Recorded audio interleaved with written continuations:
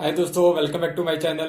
तो दोस्तों आज हम पढ़ रहे हैं क्लास 10th का कार्बन इट्स कंपाउंड चैप्टर। और इस वाली वीडियो में मैं आपको एक कंप्लीट चैप्टर पढ़ा दूंगा, जिससे आपके जितने भी डाउट्स है इस वाले चैप्टर से रिलेटेड वो सारे क्लियर हो जाएंगे। ये पूरी वीडियो आप देख लेना बस। और पेपर में जितने भी क्वेश्चंस होंगे इस चैप्टर से रिलेटेड वो आप बहुत ईजी तरीके से कर सकते हो। तो आप वीडियो को स्टार्टिंग से लेकर एंड तक जरूर देखना। तो दोस्तों सबसे पहले मैं आपको एक बात बता दूं कि जो इस वाले चैप्टर में सिलेबस बहुत सारा कट हो चुका है और 30% से लेकर 50% तक का जो सिलेबस है वो कट हो चुका है। और मैंने आपके सामने सिलेबस लिख भी रखा है कि क्या क्या पूछा जाएगा इस वाले चैप्टर से। आप सीबीएसई की ऑफिशियल वेबसाइट से चेक भी कर सकते हो, वहां पे भी सिलेबस दे रखा है। साइंस के जितने भी चैप्टर्स हैं उन सबका सिलेबस वहां पे अपलोड कर रखा है। तो आप देख सकते हो कि covalent bonding in carbon compounds है। दूसरा है क्या, versatile nature of carbon. And third option क्या है आपके पास, होमोलोगस सीरीज। तो ये तीन टॉपिक है, इसी से रिलेटेड आएगा इस वाले चैप्टर में क्वेश्चन। अगर आप एक्स्ट्रा पढ़ना चाहते हो तो वो आपकी मर्जी है, लेकिन अगर आप सीबीएसई की वेबसाइट पे देखोगे तो इसी पोर्शन से जो आपका बोर्ड का पेपर है वो बनेगा। ठीक है, बाकी आपकी मर्जी है, आप पढ़ना चाहते हो तो पढ़ सकते हो, मैं इसी से रिलेटेड आपको पढ़ाऊंगा। तो सबसे पहला टॉपिक आपके पास क्या है कि कोवलेंट बॉन्डिंग कार्बन कंपाउंड्स में। तो यहां पे देखो क्या है, नाम कोवलेंट है और बॉन्ड है और कार्बन कंपाउंड है। सबसे पहले तो हम समझेंगे बॉन्डिंग का क्या मतलब है, बॉन्ड का क्या मतलब होता है, फिर हम समझेंगे कि कार्बन के बारे में कुछ चीजें जानेंगे, फिर बाद में हम समझेंगे कि कोवलेंट बॉन्डिंग का क्या मतलब होता है। दोस्तों जैसे आपने देखा होगा कि अगर मैं आपके पास लिख दूं H2 है, तो यहाँ पे क्या है, H और H के बीच में ये ऐसी डैश आप दिखाते हो ना, ये लाइन से दिखा देते हो। तो कि ये जो लाइन है इसी को हम क्या बोलते हैं, बॉन्ड बोलते हैं। जैसे मैं अगर आपके सामने लिखूं H2O का मोलिक्यूल लिखूं, तो H2O में अगर आप देखोगे तो स्ट्रक्चर ऐसा होता है। तो अगर आप देखोगे ऑक्सीजन और हाइड्रोजन में आपने ऐसे एक लाइन दिखा रखी है, ये जो लाइन है इसी को हम क्या बोलते हैं, बॉन्ड बोलते हैं। जैसे अगर मैं आपके सामने Cl2 का मोलिक्यूल लिख दूं, तो Cl और Cl के बीच में आप ऐसे एक लाइन दिखाते हो, ये डैश जो दिखाते हो इसी को हम क्या बोलते हैं, बॉन्ड बोलते हैं। अब ये बॉन्ड का क्या मतलब है, कोई ये लाइन ये जो है कोई डंडी थोड़ी ना है जो Cl को पकड़ के रख रखा है। अब मैं आपको बताता हूं कि इसका मतलब क्या होता है। बॉन्ड का एक्चुअली मतलब होता है फोर्स ऑफ अट्रैक्शन होता है। किसी भी मॉलिक्यूल में दो एटम के बीच में जो फोर्स लग रहा है जिसकी वजह से एक दूसरे को उसने पकड़ रखा है, उसी फोर्स ऑफ अट्रैक्शन को हम क्या बोलते हैं, बॉन्ड बोलते हैं। दोस्तों अट्रैक्शन होता है एक फोर्स और एक क्या होता है, रिपल्शन होता है। अट्रैक्शन का मतलब होता है जब एक दूसरे को पकड़ रखा है, और रिपल्शन का क्या मतलब होता है जब एक दूसरे को क्या कर रहे हैं, वो धक्का मार रहे हैं। लेकिन ये ऐसा फोर्स होता है, ये लाइन वाइन नहीं होती है कुछ, ये तो हम बस दिखाने का एक तरीका होता है। एक्चुअल में होता क्या है कि ऑक्सीजन और हाइड्रोजन ने एक दूसरे को एक फोर्स से पकड़ रखा है, और उस फोर्स कैसा है, वो अट्रैक्शन है रिपल्सन है, तो वो अट्रैक्शन वाला फोर्स है। तो किसी भी मॉलिक्यूल में दो एटम के बीच में एक ऐसा फोर्स ऑफ अट्रैक्शन जो एक दूसरे को पकड़ के रखे, उसी फोर्स ऑफ अट्रैक्शन को हम नाम क्या देते हैं, बॉन्ड नाम देते हैं। और इस बॉन्ड को दिखाने का तरीका क्या होता है, ऐसे आप ये डैश से दिखाते हो, इस लाइन से दिखा देते हो। तो आपको समझ में आया होगा कि बॉन्ड का क्या मतलब होता है।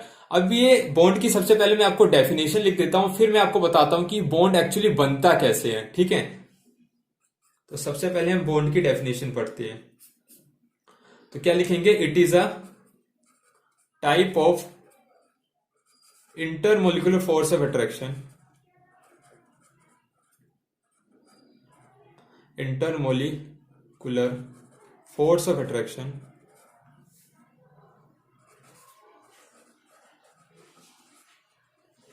that binds two atoms together in a molecule। ठीक है, अगर आप हिंदी मीडियम से हो तो मैं आपको जो है ये लिंक दे दूंगा आपको डिस्क्रिप्शन बॉक्स में, वहां से आप जितना भी ये कंटेंट है जो मैं लिख रहा हूं यहाँ पे वो आपको मिल जाएगा, वहां से आप डाउनलोड करके पढ़ सकते हो जो भी स्टडी मटेरियल है हिंदी मीडियम का। तो मैंने क्या लिखा है यहाँ पे बॉन्ड की definition, it is a type of intermolecular force of attraction. ये एक फोर्स ऑफ अट्रैक्शन है date binds two atoms together, जिसने दो एटम को, दो परमाणुओं को बांध रखा है किसी मॉलिक्यूल के अंदर, अणु के अंदर। तो ये H2O तो पूरा क्या था, एक मॉलिक्यूल था, और इस मॉलिक्यूल के अंदर ये दो एटम के बीच में जो फोर्स ऑफ अट्रैक्शन लग रहा है, जिसने एक दूसरे को पकड़ रखा है, बांध रखा है, इसी फोर्स ऑफ अट्रैक्शन को हम नाम क्या दे रहे हैं, बॉन्ड नाम दे रहे हैं। अब ये बॉन्ड जो है उसको किससे रिप्रेजेंट कर रहे हैं, ये ऐसे लाइन से रिप्रेजेंट कर देते हैं। जैसे हाइड्रोजन के मॉलिक्यूल में आप देखोगे तो H एटम और H एटम है। इस H एटम और H एटम में एक बॉन्ड बना हुआ है जो कि एक्चुअली में फोर्स है, जिसने एक दूसरे एटम को क्या कर रखा है, बाइंड कर रखा है, मतलब बांध रखा है। अब आपके दिमाग में ये आ रहा होगा कि ये जो बॉन्ड है वो एक्चुअली बनता कैसे है। इसीलिए यहाँ पे जो टॉपिक दे रखा है वो क्या दे रखा है, कोवलेंट बॉन्डिंग का नाम दे रखा है। तो अब हम समझेंगे टाइप्स ऑफ बॉन्ड, कि बॉन्ड के एक्चुअली में कितने टाइप्स होते हैं। तो दोस्तों आप देख सकते हो यहाँ पे बॉन्ड के एक्चुअली में कितने टाइप होते हैं, 3 टाइप के बॉन्ड होते हैं। सबसे पहला जो बॉन्ड होता है जिसे हम क्या बोलते हैं, आयनिक बॉन्ड बोलते हैं, या फिर उसका नाम होता है इलेक्ट्रोवैलेंट बॉन्ड। दूसरा टाइप होता है जिसे हम क्या बोलते हैं, कोवलेंट बॉन्ड। जो हमको सिलेबस में पढ़ना है वो क्या पढ़ना है, कोवलेंट बॉन्डिंग के बारे में ही पढ़ना है। ये जो आयनिक बॉन्ड है ये आपने मेटल एंड नॉन मेटल वाले चैप्टर में भी पढ़ रखा होगा, अगर आपने नहीं पढ़ा है तब भी मैं आपको यहाँ पे समझा दूंगा। तीसरा जो बॉन्ड का टाइप होता है उसे हम क्या बोलते हैं, कोऑर्डिनेट बॉन्ड। ठीक है, आपको यहाँ पे यही 3 बॉन्ड आपको समझने हैं और यही आपको बहुत अच्छा एक्सप्लेनेशन करवा देंगे चैप्टर को समझने के लिए।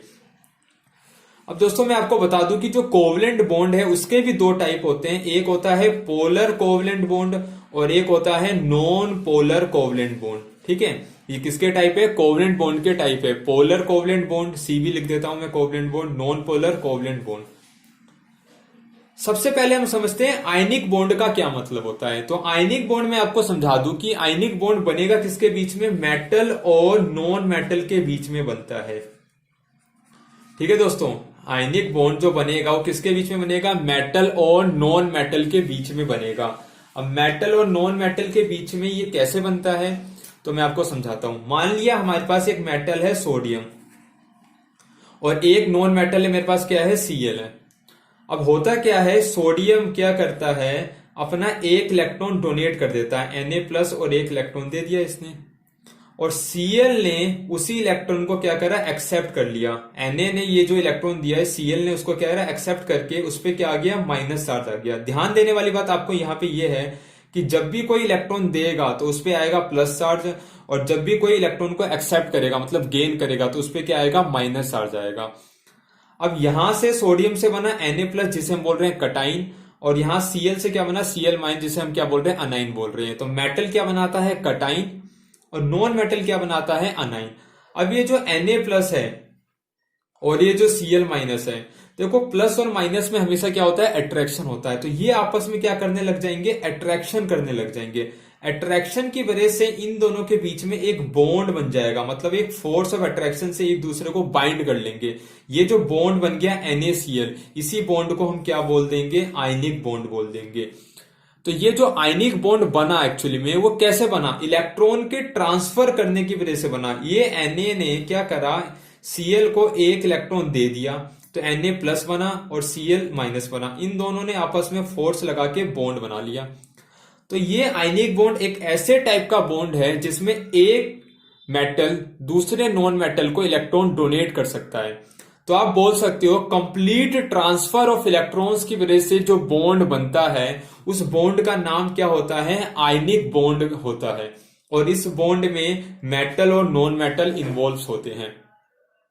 अब दोस्तों आपके दिमाग में एक डाउट ये आ सकता है कि सोडियम ने इलेक्ट्रॉन क्यों दिया और क्लोरीन ने इलेक्ट्रॉन क्यों लिया। आप ऐसा भी सोच सकते हो कि क्लोरीन क्यों नहीं दे रहा इलेक्ट्रॉन और सोडियम क्यों नहीं ले रहा इलेक्ट्रॉन। तो मैं आपको इसका रीजन बता देता हूं, जो इलेक्ट्रॉनिक कॉन्फ़िगरेशन है। अगर आप सोडियम की इलेक्ट्रॉनिक कॉन्फ़िगरेशन देखोगे तो एटॉमिक नंबर कितना होता है इसका, 11 होता है। तो आप लिखोगे 2 8 1। तो सोडियम के जो वैलेंस इलेक्ट्रॉन है वो कितने हैं, 1 है। तो अगर इसको ऑक्टेट कंप्लीट करना है, ऑक्टेट का मतलब 8 इलेक्ट्रॉन पूरे करने हैं, तो ये इलेक्ट्रॉन दे देगा 1, इसीलिए वो 1 इलेक्ट्रॉन दे देता है और Na+ बना लेता है जिसके उसकी ऑक्टेट पूरा हो जाए। और अगर मैं Cl का करूं तो Cl का एटॉमिक नंबर कितना होता है, 17 होता है। तो आप क्या करोगे, 2 करोगे, 8 करोगे और 7 करोगे। तो इसके अगर बैलेंस इलेक्ट्रॉन देखोगे आप Cl के तो कितने हैं, 7 है, और इसे 8 पूरा करना है तो 1 इलेक्ट्रॉन चाहिए, इसलिए वो क्या करता है, 1 इलेक्ट्रॉन एक्सेप्ट करके Cl- बनाता है। तो आई थिंक आपको समझ में आ गया होगा कि सोडियम ही क्यों कर रहा है 1 इलेक्ट्रॉन डोनेट और Cl क्यों कर रहा है 1 इलेक्ट्रॉन एक्सेप्ट। हमेशा याद रखना है मेटल इलेक्ट्रॉन डोनेट करता है और नॉन मेटल इलेक्ट्रॉन को क्या करता है, एक्सेप्ट करता है। इसी की वजह से यहाँ पे NaCl बना। अब हम समझते हैं कि कोवलेंट बॉन्डिंग का क्या मतलब है। तो दोस्तों आपने जैसा कि देखा आयनिक बॉन्ड में एक इलेक्ट्रॉन दे रहा है और दूसरे इलेक्ट्रॉन का क्या कर रहा है, एक्सेप्ट कर रहा है। लेकिन कोवलेंट बॉन्ड में एक्चुअली क्या होती है, शेयरिंग होती है। शेयरिंग ऑफ इलेक्ट्रॉन्स की वजह से जो बॉन्ड बनता है उसी को हम क्या बोलते हैं, कोवलेंट बॉन्डिंग बोलते हैं। म्यूचुअल शेयरिंग होती है। म्यूचुअल शेयरिंग का मतलब क्या है यहाँ पे, म्यूचुअल शेयरिंग का मतलब है दोनों बराबर इलेक्ट्रॉन शेयर करते हैं। मैं आपको समझाता हूं। जैसे मान लिया आपके पास क्या है, एक आदमी है ए और एक आदमी क्या है, बी है। तो ए ने और बी ने एक बिजनेस स्टार्ट करा और ए ने 50,000 रुपये लगाए और बी ने भी कितने लगाए, 50,000 रुपये लगाए। तो जो बिजनेस हुआ वो कितने का हो गया, 1 लाख का हो गया। ठीक है, 1 लाख का हो गया और ए और बी के बीच में क्या हो गई, ये पार्टनरशिप हो गई। तो अगर आप ए और बी से पूछोगे कि भाई बिजनेस कितने का बनाया, तो वो क्या बोलेंगे, 1 लाख का बनाया। लेकिन एक्चुअल में दोनों ने पैसे कितने लगा रखे, 50,000 50,000 लगा रखे। तो इसमें ऐसे ही होता है, दोनों बराबर पैसे लगाते हैं। अब मैं आपको समझाता हूं एक H2 का एग्जाम्पल देख के। H2 है आपके पास, ठीक है, H2 का मोलिक्यूल है। तो अगर आप देखोगे हाइड्रोजन के वैलेंस शेल में 1 इलेक्ट्रॉन होता है, मतलब आखिरी इलेक्ट्रॉन जिसे हम बोलते हैं वैलेंस इलेक्ट्रॉन। और ये वाला हाइड्रोजन, उसके पास भी कितने होते हैं, इलेक्ट्रॉन 1 होते हैं। आपको पता होना चाहिए हाइड्रोजन हमेशा अपने 2 इलेक्ट्रॉन पूरे करने चाहता है, डुप्लेट पूरा करना चाहता है। तो ये वाला हाइड्रोजन इसके 1 इलेक्ट्रॉन ले लेगा और ये वाला हाइड्रोजन इसका क्या करेगा, 1 इलेक्ट्रॉन ले लेगा। तो अगर आप देखोगे दोनों के बीच में कितने इलेक्ट्रॉन की शेयरिंग हुई, 2 इलेक्ट्रॉन की शेयरिंग हुई, जिसमें दोनों का बराबर हिस्सा है। एक हाइड्रोजन एटम ने 1 इलेक्ट्रॉन दिया है तो दूसरे हाइड्रोजन एटम ने भी 1 इलेक्ट्रॉन दिया है। तो इनके बीच में अब एक बॉन्ड बन जाएगा, एक बॉन्ड बनेगा। ये जो बॉन्ड बना इसी को हम क्या बोलेंगे, कोवलेंट बॉन्ड बोलेंगे। इसमें जो बॉन्ड बना उसमें क्या हुआ, 2 इलेक्ट्रॉन की शेयरिंग हुई, एक इसका शेयर हुआ तो एक इसका शेयर हुआ। लेकिन आयनिक में क्या हो रहा था, एक ही दे रहा था पूरा और दूसरे वाला उसको एक्सेप्ट कर रहा था। यहां पे देखोगे तो म्यूचुअल शेयरिंग होती है। तो म्यूचुअल शेयरिंग की वजह से जो बॉन्ड बनता है उसे हम क्या बोलते हैं, म्यूचुअल का मतलब यहाँ पे क्या है, बराबर। तो बराबर शेयरिंग की वजह से जो बॉन्ड बनता है उसको हम क्या बोलते हैं, कोवलेंट बॉन्ड बोलते हैं। जैसे मैं आपको एक एग्जांपल और समझा देता हूं। आपके पास क्या है, H2O का मोलिक्यूल है। तो अगर आप देखोगे ध्यान से तो यहाँ पे ऑक्सीजन होता है और ये होता है H और ये होता है H। ये ऑक्सीजन के पास वैलेंस शेल में इलेक्ट्रॉन होते हैं 6, 1 2 3 4 5 6।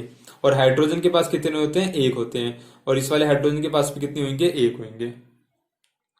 ऑक्सीजन को अपने कितने इलेक्ट्रॉन पूरे करने हैं, 8 इलेक्ट्रॉन पूरे करने हैं। और हाइड्रोजन को कितने करने हैं, 2 करने हैं।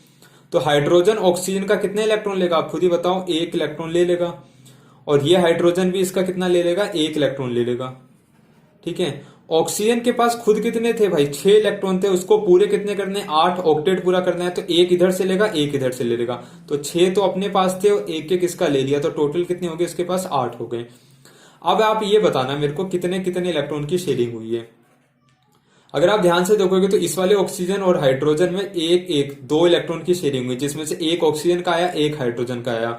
तो 2 इलेक्ट्रॉन की शेयरिंग की वजह से एक बॉन्ड बना दिया आपने। इस वाले हाइड्रोजन और इस वाले ऑक्सीजन में देखोगे तो यहाँ पे भी 2 इलेक्ट्रॉन की शेयरिंग हुई है। तो 2 इलेक्ट्रॉन की शेयरिंग की वजह से यहाँ पे भी आपने एक बॉन्ड बना लिया। तो ये जो बॉन्ड बने, ये बॉन्ड किसकी वजह से बने, शेयरिंग ऑफ इलेक्ट्रॉन्स की वजह से। और बराबर शेयरिंग हुई है, एक इसका इलेक्ट्रॉन है तो एक इसका इलेक्ट्रॉन है, इसलिए इस बॉन्ड को हम क्या बोलेंगे, कोवलेंट बॉन्ड बोलेंगे। आपको समझ में आ रहा होगा। अब मैं एक और एग्जाम्पल आपको समझाता हूं इसी में। O2 का मोलिक्यूल, तो ये ऑक्सीजन है और ये ऑक्सीजन है। ठीक है, ऑक्सीजन के पास कितने इलेक्ट्रॉन होते हैं वैलेंस शेल में, आखिरी वाले शेल में 6 इलेक्ट्रॉन होते हैं। वैलेंस इलेक्ट्रॉन बोल दो आप, या फिर इसके पास भी 6 इलेक्ट्रॉन होते हैं। तो ये 6 इलेक्ट्रॉन है, इसके कितने इलेक्ट्रॉन लेगा, ये 2 इलेक्ट्रॉन लेना चाहेगा, जिससे इसका क्या हो जाए, ऑक्टेट पूरा हो जाए। इस वाला ऑक्सीजन भी इसके कितने इलेक्ट्रॉन लेना चाहेगा, आप अच्छे से बना लेना, मैंने ऐसे बनाया है समझाने के लिए आपको। कितने इलेक्ट्रॉन लेगा भाई, 2 इलेक्ट्रॉन लेगा। मतलब दोनों ऑक्सीजन कितने कितने, ये वाला ऑक्सीजन इसके 2 इलेक्ट्रॉन लेगा और ये वाला ऑक्सीजन भी इसके 2 इलेक्ट्रॉन लेगा। तो दोनों ऑक्सीजन में कितने इलेक्ट्रॉन की शेयरिंग हुई, आप देखो तो 1 2 3 4 इलेक्ट्रॉन की शेयरिंग हो गई। तो 2 इलेक्ट्रॉन की वजह से एक बॉन्ड बनता है, तो 4 इलेक्ट्रॉन की वजह से कितने बॉन्ड बनेंगे, डबल बॉन्ड बना दोगे आप। तो ये जो बॉन्ड बने इसे भी हम क्या बोलेंगे, कोवलेंट बॉन्ड ही बोलेंगे, क्योंकि यहां पे भी क्या हो रही है, शेयरिंग ऑफ इलेक्ट्रॉन्स हो रही है। तो अब आपको समझ में आ गया होगा कि कोवलेंट बॉन्ड का मतलब क्या होता है। अब दूसरी बात क्या है कि कोवलेंट बॉन्ड जो है 2 टाइप के होते हैं, एक होता है पोलर कोवलेंट बॉन्ड और एक क्या होता है, नॉन पोलर कोवलेंट बॉन्ड। ठीक है, पोलर कोवलेंट बॉन्ड का मतलब ये है कि अगर शेयरिंग ऐसे एटम के बीच में हो रही है, 2 अलग अलग एटम के बीच में, तो हम उसे क्या बोलेंगे, पोलर कोवलेंट बॉन्ड बोलेंगे। समझ में आया आपको। पोलर कोवलेंट का क्या मतलब है, अगर शेयरिंग ऐसे एटम के बीच में हो रही है, 2 अलग अलग एटम है, तो उसके बीच में अगर शेयरिंग हो रही है तो उसे हम क्या बोलेंगे, पोलर कोवलेंट बॉन्ड बोलेंगे। जैसे HCl का अगर मैं मॉलिक्यूल बनाऊं तो ये जो HCl के बीच में ये जो बॉन्ड बना इसे मैंने बोला कोवलेंट बॉन्ड है।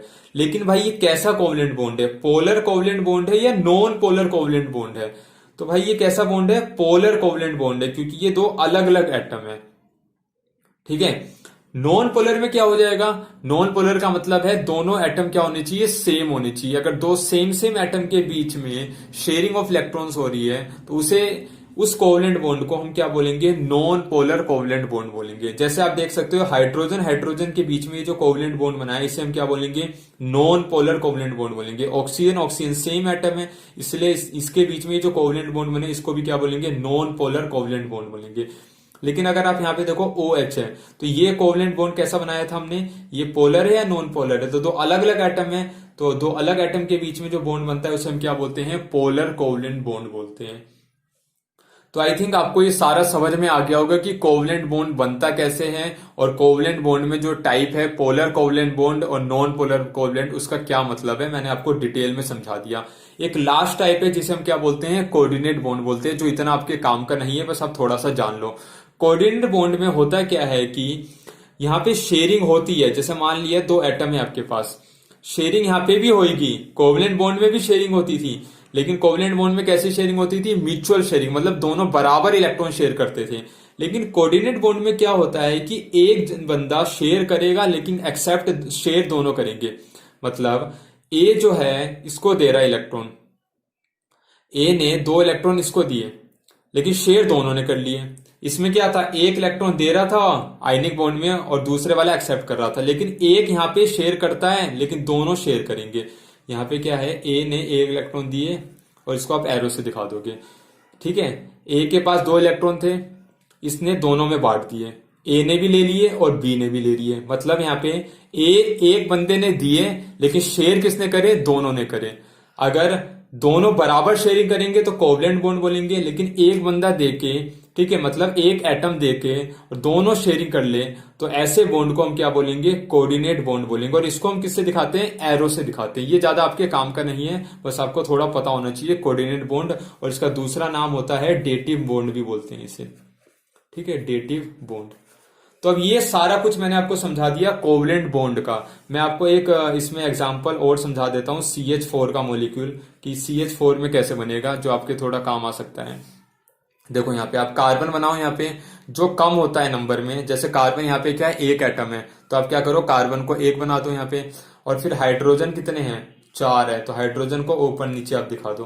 कार्बन के पास कितने इलेक्ट्रॉन होते हैं, 4 होते हैं वैलेंस शेल में, 1 2 3 4। और हाइड्रोजन के पास कितने होते हैं, 4। ठीक है, तो आपने हाइड्रोजन के कितने दिखा दिए, हाइड्रोजन के पास कितने होते हैं, 1 इलेक्ट्रॉन होते हैं, 4 हाइड्रोजन के पास कितने हो जाएंगे, 4 हो जाएंगे। अब हाइड्रोजन अपना डुप्लेट पूरा करेगा तो इसके 2 इलेक्ट्रॉन ले लिए, ये हाइड्रोजन भी डुप्लेट पूरा करेगा तो इसने भी 2 इलेक्ट्रॉन ले लिए, इसने भी 2 इलेक्ट्रॉन ले लिए और इसने भी क्या करे, 2 इलेक्ट्रॉन ले लिए। कार्बन के पास पहले से कितने थे, 4 थे, और इसे ऑक्टेट पूरा करना है तो 4 और चाहिए, तो 4 हाइड्रोजन से 4 आ जाएंगे, तो टोटल कितने हो जाएंगे उसके पास, 8 हो जाएंगे। तो अगर आप देखोगे ध्यान से तो इस वाले कार्बन इस वाले हाइड्रोजन में कितने इलेक्ट्रॉन की शेयरिंग हुई, 2 की, इसमें भी 2 की, इनमें भी 2 की, इनमें भी 2 की। और 2 इलेक्ट्रॉन की वजह से जो बॉन्ड बनता है उसे हम क्या बोलते हैं, सिंगल बॉन्ड बोलते हैं। इधर H, इधर H, ठीक है, इधर H और इधर एक H, तो 4 कोवलेंट बॉन्ड बन गया।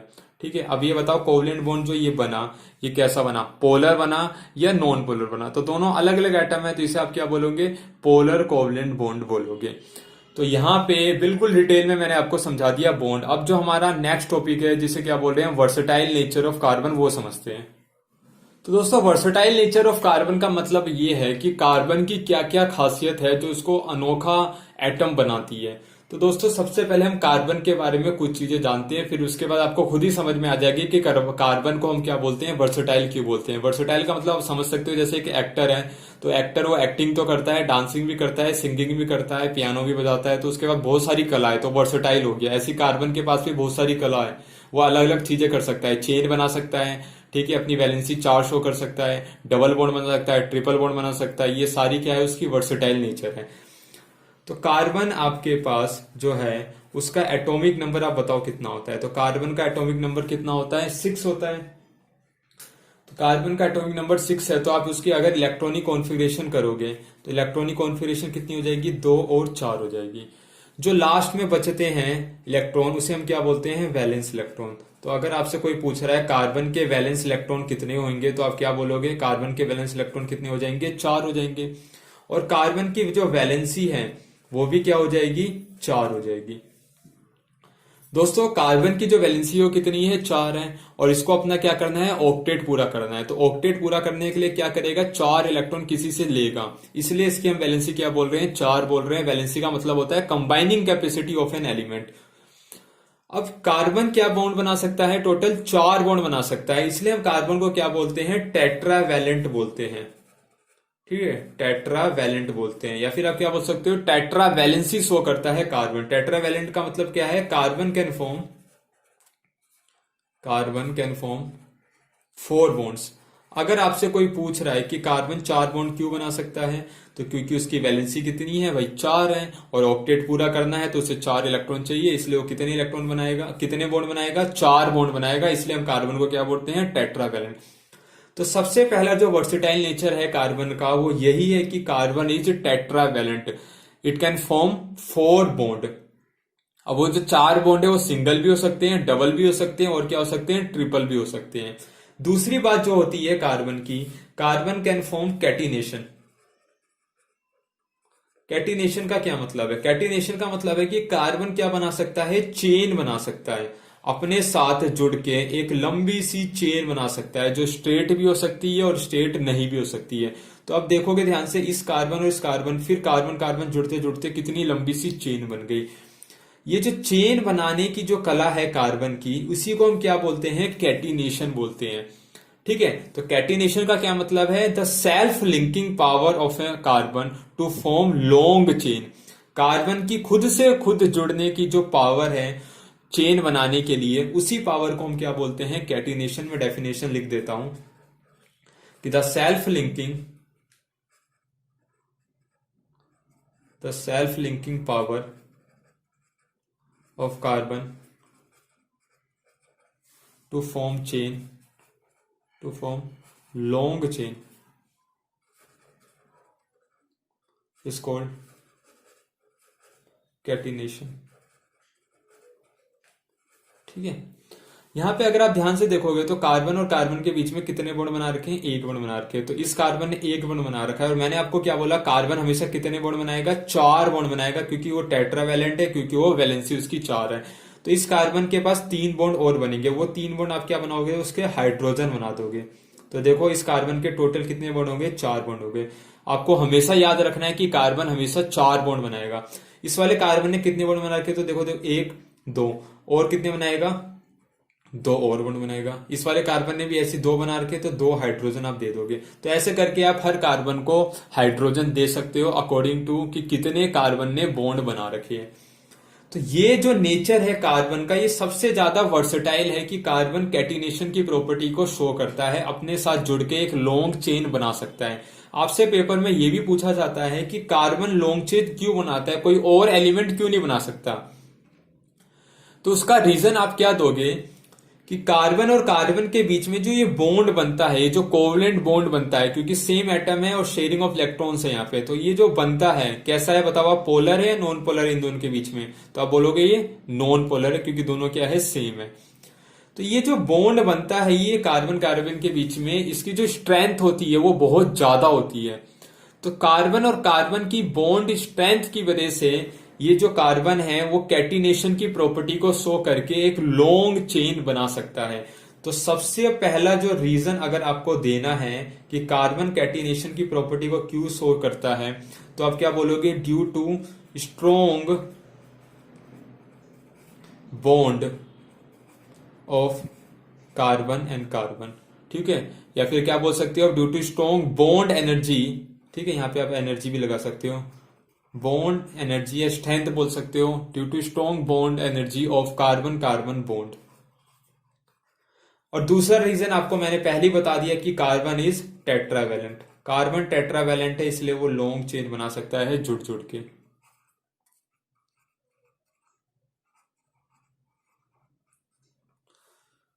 ठीक है, तो दो मैंने आपको प्रॉपर्टी बताई कि कार्बन वर्सेटाइल क्यों होता है और कैटिनेशन की प्रॉपर्टी को क्यों शो करता है। अब हम जो लास्ट टॉपिक है वो पढ़ रहे हैं होमोलोगस सीरीज की डेफिनेशन देखते हैं।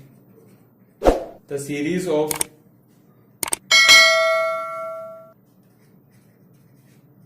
Organic compounds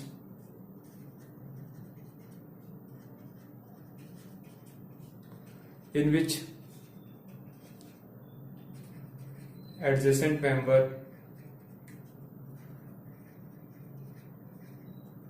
are differ by CH2 group। क्या मतलब इस डेफिनेशन का देखते हैं। जैसे एल्केन है तो एल्केन का जनरल फॉर्मूला होता है CnH2n प्लस में 2। अब n इज इक्वल टू अगर हम 1 रखे तो फॉर्मूला क्या बनेगा CH4। अगर n इज इक्वल टू 2 रखे तो फॉर्मूला क्या बनेगा C2H6। n अगर 3 है तो क्या बनेगा C3H8। ऐसी अगर n इज इक्वल टू 4 है तो फॉर्मूला क्या बनेगा C4H10। अब इनको ध्यान से देखो आप, तो ये CH4 है और C2H6 है और C3H8 और C4H10 में, इसमें और इसमें जो डिफरेंस है वो कितने ग्रुप का है। इसमें कार्बन एक एक्स्ट्रा आ गया, यहाँ पे 4 हाइड्रोजन, यहाँ पे कितने 6, तो डिफरेंस आया CH2 का। फिर इसमें और इसमें देखो एक कार्बन एक्स्ट्रा आ गया, 6 से 2 हाइड्रोजन 6 से 8 हाइड्रोजन हो गए, तो मतलब 2 हाइड्रोजन का डिफरेंस आया। फिर C3H8 और C4H10 में देखो आप एक कार्बन एक्स्ट्रा आ गया और हाइड्रोजन कितने आ गए 2 हाइड्रोजन। इसका मतलब क्या हुआ, अगर हम ऊपर से नीचे आ रहे हैं तो हर मेंबर में जो डिफरेंस आ रहा है एक कार्बन का आ रहा है और 2 हाइड्रोजन का आ रहा है। तो हर मेंबर में जो डिफरेंस है वो क्या है CH2 ग्रुप का है और एक सीरीज भी बन रहा है ये। तो ये जो सीरीज बन रही है एल्केन की, इस सीरीज को हम क्या बोल देंगे, होमोलोगस सीरीज। Homologous series. तो बस इतना ही होता है होमोलोगस सीरीज में। आपके पास सीरीज ऑफ ऑर्गेनिक कंपाउंड्स होते हैं जिसमें डिफरेंस जो होता है वो कितने ग्रुप का होता है, CH2 ग्रुप का होता है। एक छोटा सा और एग्जांपल देखते हैं। अगर आपके पास अल्कोहल है, अल्कोहल, तो सबसे पहला मेंबर अल्कोहल में क्या होता है CH3OH। दूसरा मेंबर क्या होगा C2H5OH। तीसरा मेंबर होगा C3H7OH। अब तीनों में देखो आप डिफरेंस कितने का आ रहा है, इसमें OH सेम है, कार्बन का डिफरेंस आया C, हाइड्रोजन 5 हो गए तो H2 का डिफरेंस आया।